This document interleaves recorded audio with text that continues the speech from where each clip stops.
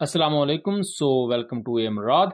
दोस्तों, दो अहम अपडेट्स पर बात करने वाले हैं। पहली न्यूज़ तो JF-17 ब्लॉक 3 को लेकर है, जिसके बारे में कोस्टेंट ये क्लेम करते हैं कि आने वाले कुछ दिनों में या कुछ हफ्तों के अंदर पाकिस्तान एयरफोर्स को एक नया बैच इस एयरक्राफ्ट का प्रोवाइड किया जाएगा। दूसरा बात करेंगे तो ISKP यानी कि जो सेंट्रल एशिया में और पाकिस्तान अफगानिस्तान वाली साइड पर दाइश की ब्रांच है, उसने एक बहुत बड़े हमले की जिम्मेदारी कबूल की है अफगानिस्तान पर, और इसके क्या इम्प्लीकेशंस होंगे, क्योंकि इसको देखते हुए पाकिस्तान, अफगानिस्तान, ईरान, इन तमाम मुल्कों के लिए एक नया दुश्मन खड़ा होता हुआ नजर आ रहा है।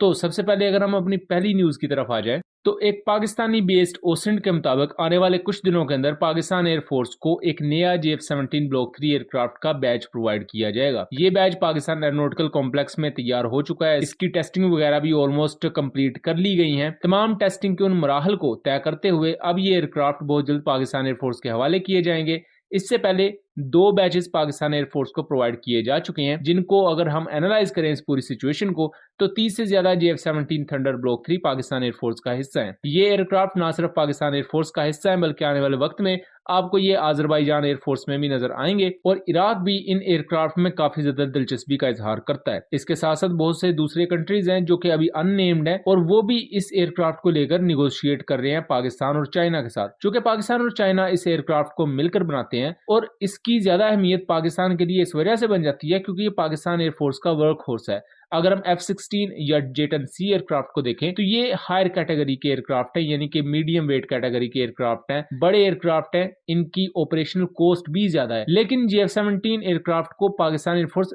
ज्यादा तादाद में यूज करती है। 130 से 150 के दरमियान का फिगर इनका पाकिस्तान एयरफोर्स में बनता है। और यहाँ देखा जाए तो पाकिस्तान एयरफोर्स बेसिकली एक हाई लो का मिक्स यूज करती है कि एक तरफ मीडियम वेट कैटेगरी के बड़े तैयारे, जबकि उसके साथ साथ लाइट वेट एयरक्राफ्ट जो कि छोटी कैटेगरी से बिलोंग करते हों, तो इनको एक हाई लो मिक्स में यूज किया जाता है। तो इस तरह जो वर्क फोर्स है, जो ज्यादातर काम कर रहा होता है एयरफोर्स का, वो JF-17 रहता है, क्योंकि इसकी ऑपरेशनल कॉस्ट भी कम होती है और ये कम कॉस्ट में आपको ज्यादा काम करके दे सकता है। लेकिन जब ये इन बड़े तैयारों के साथ मिलकर ऑपरेशन करता है तो इसकी ऑपरेशनल सलाहियत भी बढ़ जाती है। और खुद जो JF-17 ब्लॉक 3 है वो इटसेल्फ एक 4.5 जनरेशन का एयरक्राफ्ट है, जो कि इसे वो तमाम सलाहियतें प्रोवाइड करती है जो कि आज के दौर के मॉडर्न एयरक्राफ्ट को चाहिए होती हैं।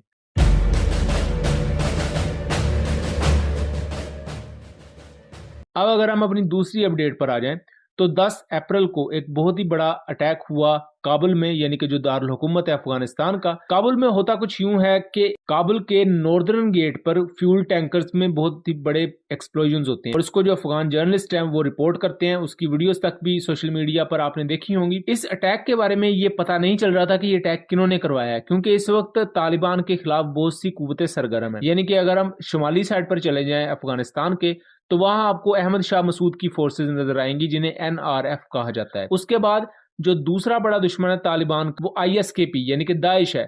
अब दाइश के मुख्तलिफ नाम है। जो दाइश की ब्रांच अफ्रीका में है उसका नाम कुछ और है, जो सेंट्रल एशिया में काम करती है उसे ISKP कहा जाता है, और जो इराक के एरियाज में होती है उसे ISIS कहा जाता है। सो दाइश की बहुत सी ब्रांचेज है, बट मिला जुला कर आप अलकायदा, दाइश ने कुछ भी कह सकते हैं। सो अब जाकर यानी कि 12 अप्रैल को 2 दिन गुजरने के बाद ISKP ने ऑफिशियली एक प्रेस रिलीज जारी की है।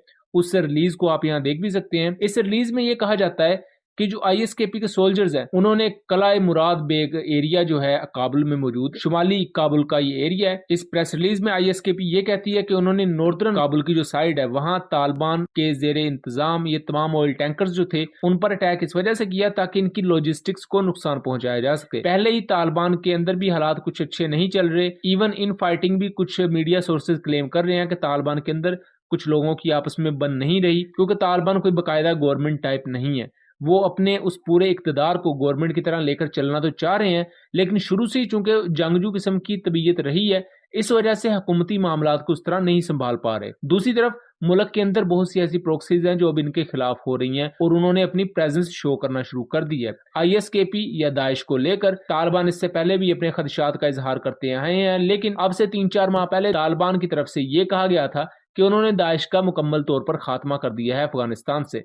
लेकिन अब इतने बड़े पैमाने पर यह अटैक होना, जहां इनकी लॉजिस्टिकल पॉइंट को हिट किया जाता है, क्योंकि ये जो फ्यूल टैंक्स थे या ये जो फ्यूल था वो तालिबान की फोर्सेस ने भी यूज करना था, वहां के सिविलियंस ने भी यूज करना था, और उन पर ही एक बहुत बड़ा अटैक था और जाहिर बात है इसका नुकसान भी तालिबान को उठाना पड़ेगा। तो यहाँ आईएसकेपी ने अपना एक वजूद जाहिर किया है और तालिबान का ये इंटेलिजेंस फेलियर करार दिया जा रहा है। और इस तरह के इंटेलिजेंस फेलियर्स ना सिर्फ आपको अफगानिस्तान में बल्कि बड़ी बड़ी कंट्रीज में भी नजर आएंगे। जैसा कि आईएसआईएस ने एक बड़ा अटैक रिसेंटली मॉस्को में किया, वहां कई लोगों को उन्होंने कत्ल किया, और इसी तरह हमें पाकिस्तान में भी बहुत से आईएसकेपी के अटैक्स देखने को मिलते हैं, जहां इन्होंने ना सिर्फ पाकिस्तानी सिक्योरिटी फोर्सेस को निशाना बनाया बल्कि उसके साथ साथ इन्होंने पाकिस्तानी सिविलियंस को निशाना बनाया। And same goes for the Iran. तो इन तमाम चीजों को देखा जाए तो आईएसकेपी एक बिल्कुल मुनफरद तरीके से आजकल ऑपरेट कर रही है, जहां वो मुख्तलिफ मुल्कों को अपने निशाने पर लिए हुए है। अब पाकिस्तान, अफगानिस्तान, ईरान को निशाना बनाने के बाद इवन तुर्की को भी आईएसकेपी की तरफ से धमकियां दी जा रही हैं।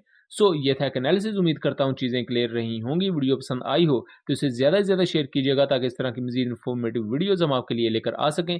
मिलेंगे अगली वीडियो में, तब तक के लिए अल्लाह हाफिज़।